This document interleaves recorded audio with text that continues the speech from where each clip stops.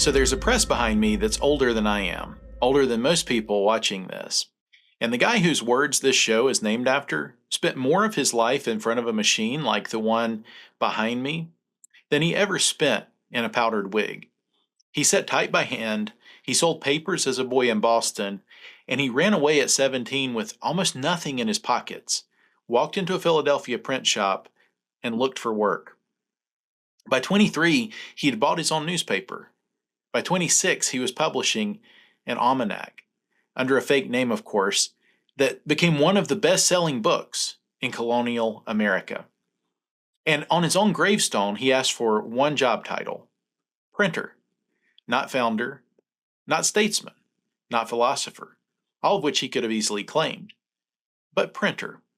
So we're starting our first season here to celebrate America's 250th anniversary with reflection in front of a machine that he would have recognized in 5 seconds.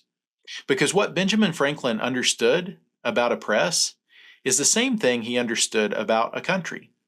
Both of them are tools. Neither runs by itself. You walk away from one for a generation, and you don't have a free society. You have whatever fills the silence. September of 1787, Philadelphia, Independence Hall. Franklin is 81. He has gout so bad that his joints have stopped cooperating. Kidney stones have wrecked his summer. He can't walk from his house on Market Street to the State House on Chestnut, even though it's only a few blocks away. So every morning, 4 men carry him over in a sedan chair, the kind of contraption you'd expect to see a French aristocrat in, not the most famous American alive at the time. And inside that hall, for nearly 4 months, 55 men have been arguing in secret. The doors have been closed, sentries are posted, no public, no press, no notes leaving the room. Just a small group of guys in August heat trying to figure out, on paper, whether a free people can govern themselves over a continent without a king to hold it all together. And on the morning of September 17th, they sign. The next day, the 18th, the doors open and the delegates start walking out into the street, into the general public. Word is spreading throughout town. A crowd is gathering. People want to know what happened in there. A woman in that crowd steps forward. Her name is Elizabeth Powel. She's one of the most politically connected Americans of her generation. A woman who corresponded regularly with George Washington for 30 years and hosted him personally at her own dinner table. Who ran one of the most important political salons in the country at the time, when the country was still being argued into existence. She asks Franklin a very direct question. We know about it because a Maryland delegate named James McHenry sat down that day and wrote it in his diary. That diary is now in the Library of Congress. So she asks him this question: well, doctor, what have we got? A republic or a monarchy? And Franklin answers her with 5 of the most famous words in American history. A republic, if you can keep it.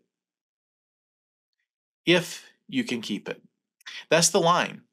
Not, here's your free country, enjoy it. Not, we've guaranteed your freedom forever. Not, you're welcome, we did this for you. A republic, 5 simple words, if you can keep it. The entire sentence is built around the if.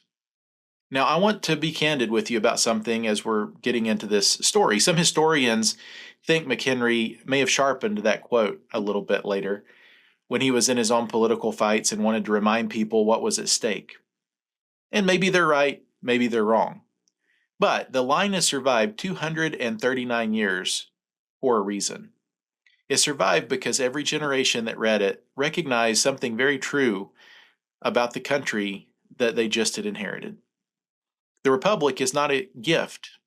It's a commission to preserve a great experiment. Welcome to If We Can Keep It, and I'm your host, Aaron Evans.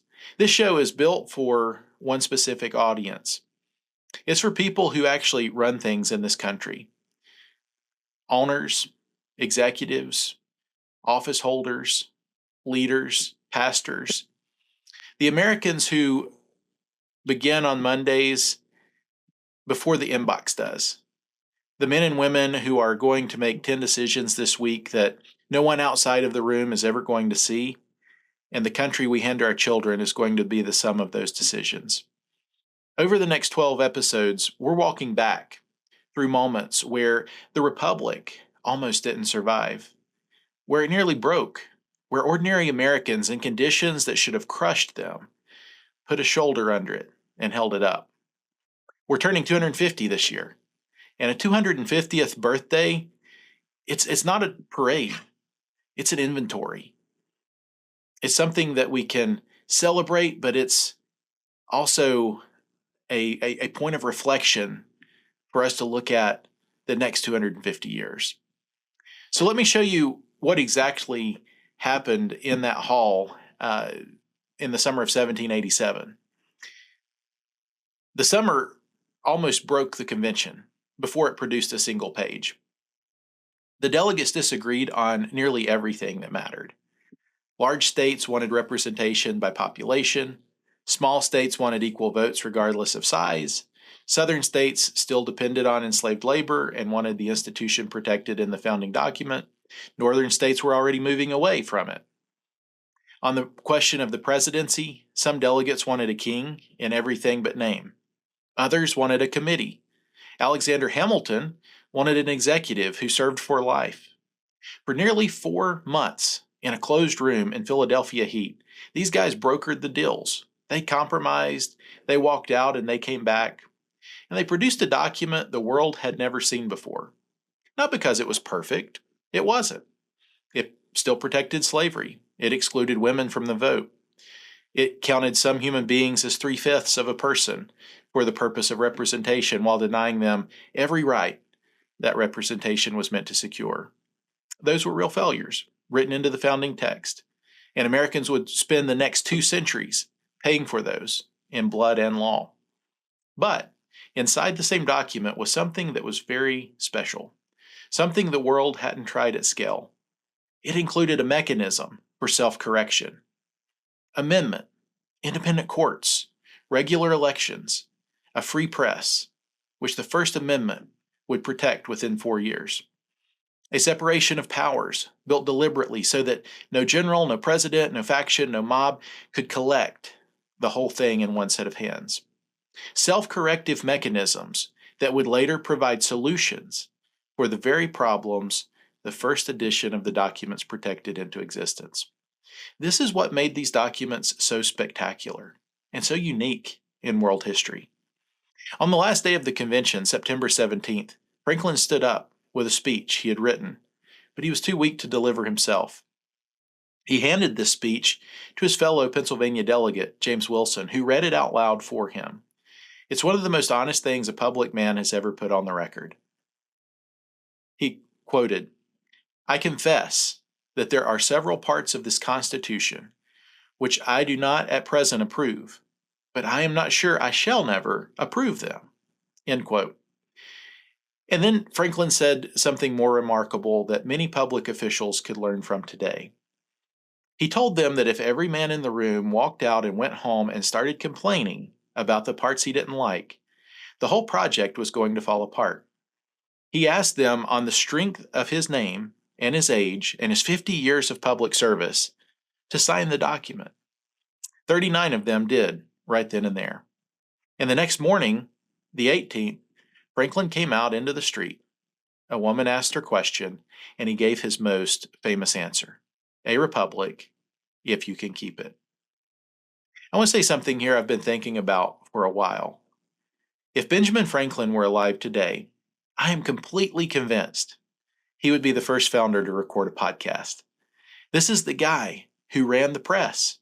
This is the guy who published the almanac under a fake name.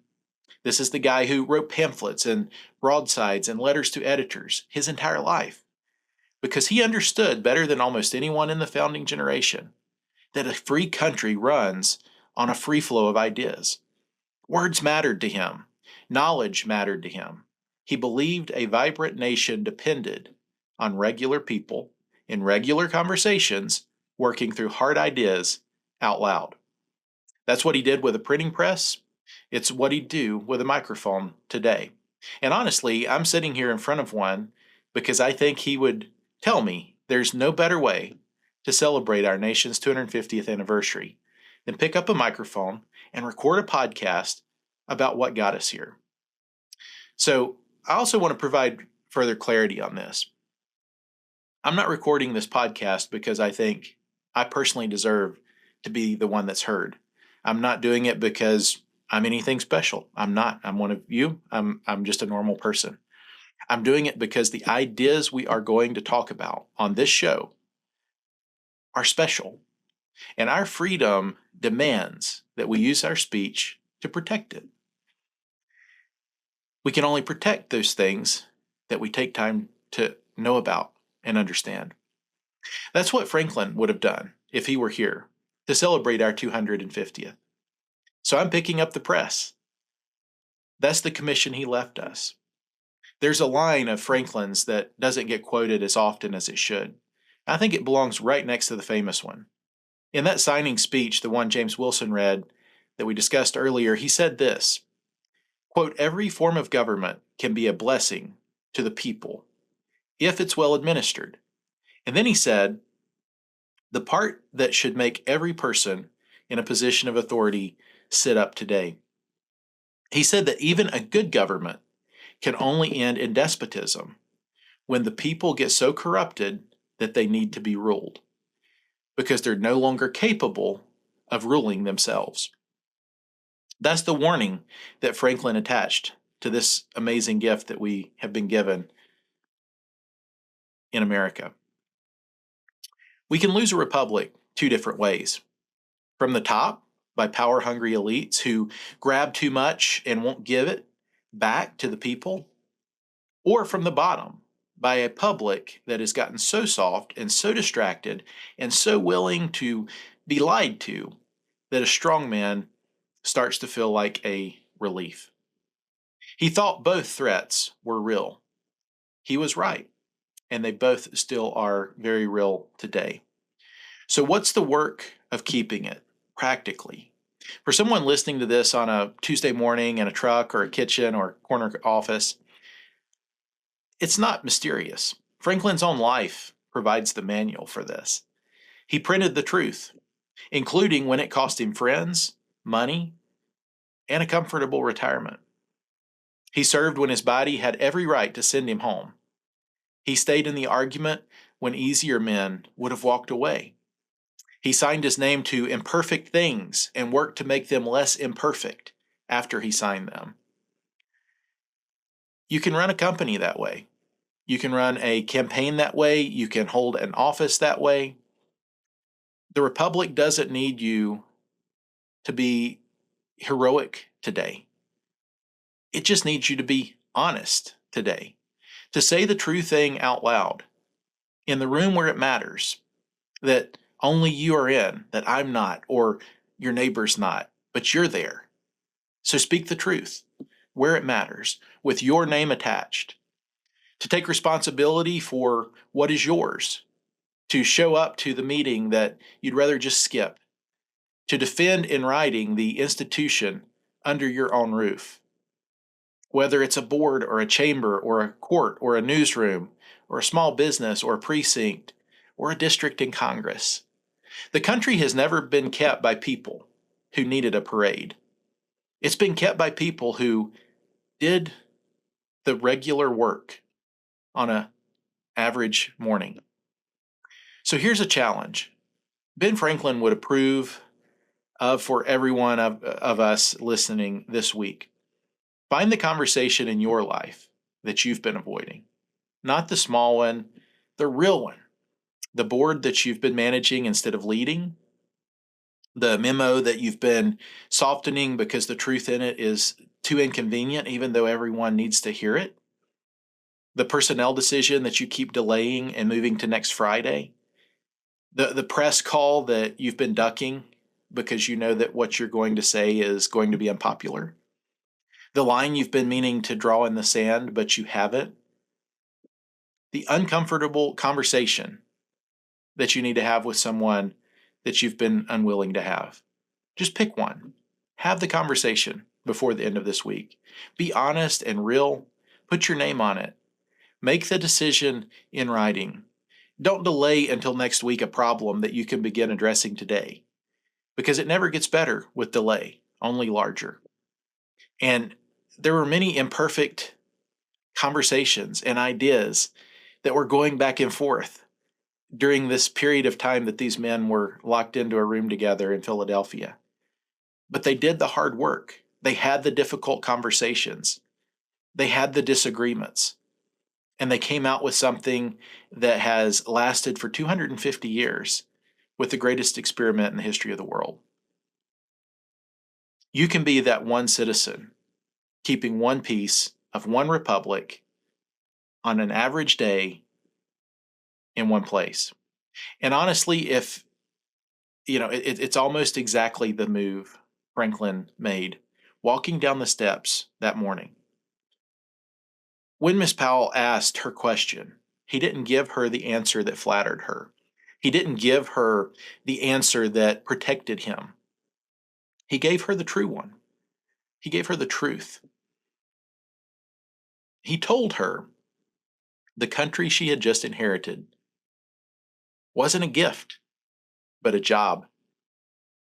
He passed it to her. She passed it to the people in the street, and it's been getting passed down ever since. And it comes to us now, here on America's 250th anniversary. If this episode hit home, do me a quick favor, follow the show, subscribe wherever you're listening right now, whether it's Instagram, YouTube, and send it to someone who needs the reminder that the country isn't going to keep itself. An owner, an executive, an office holder, a friend who's raising kids who are just going to inherit whatever we hand down to them. Because next week, the Republic almost didn't survive its first winter. The men who held it together were cold, hungry, barefoot in the snow, and most of them hadn't even been paid in months. The guy in charge of the whole thing writes a letter from a stone farmhouse that gave Congress 3 options for what was about to happen to the Army. We're going to walk through all of that together next week here on A Republic, if we can keep it. I'm your host, Aaron Evans. Thank you for joining us today.